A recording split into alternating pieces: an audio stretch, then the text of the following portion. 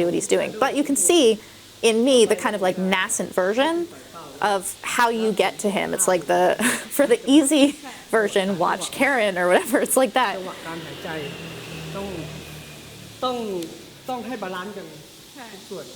So he's saying that the most important thing when you're working on everything is to have balance all the time. If you think about a car that's out of alignment, it can't go fast, you can't really steer it, it's kind of just like the whole thing has issues in how you drive it. If you align the car and balance the car, you can go crazy fast, it's got tons of horsepower, it's like all of these different things just by aligning it. That's why balance is so important.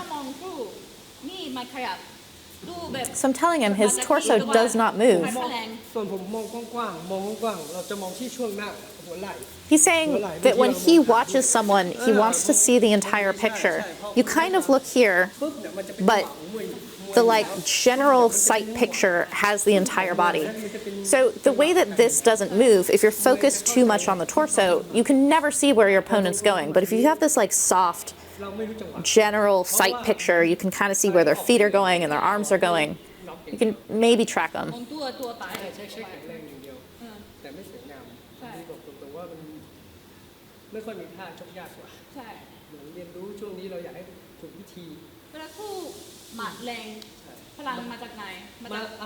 So I'm like, when you want to punch really hard, where does the power come from?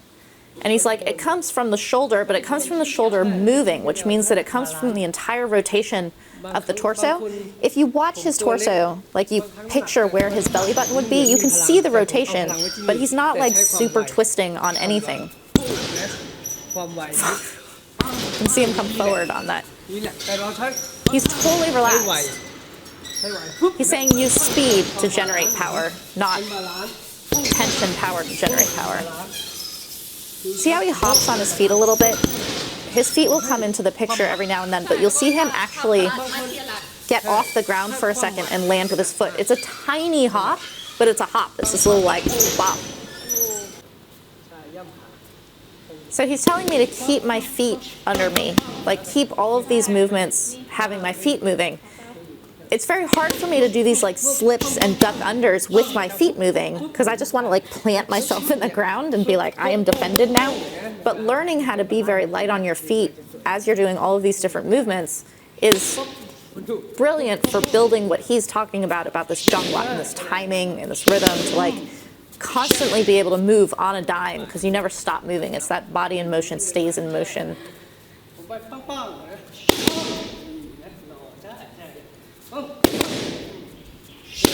So see how at the end of my 1-2, I just stop.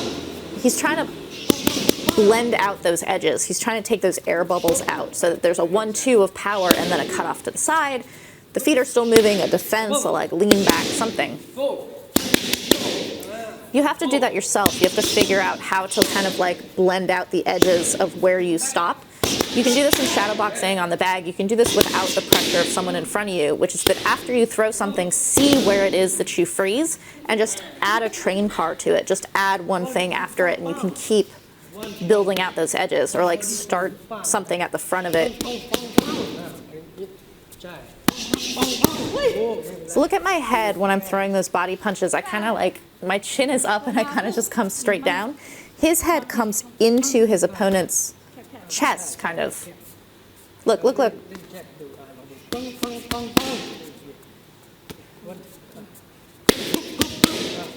There we go, a little better. My arms are flaring out because I don't have the balance in my feet. If my feet were moving, my arms wouldn't have to come out because I could keep everything tight, not tense, but tight on the inside because the movement would be taken care of by my feet because my feet are planted. That's why my arms come out wide, is because I'm like, in order to hit that target, I've got to come out this way. It's very good to have a freestyle pad holder who you can just throw the kick and they'll catch it, or throw the punch and they'll catch it. When Den and Samson are working on things, Den will tell him, I'm about to throw this combination so that Samson knows what to catch, but he'll kind of riff on it while he goes. It's totally like musicians who are like, I'm going to do that one syncopated beat, add on to it kind of thing. He's looking at me while he's doing it. How does he do that?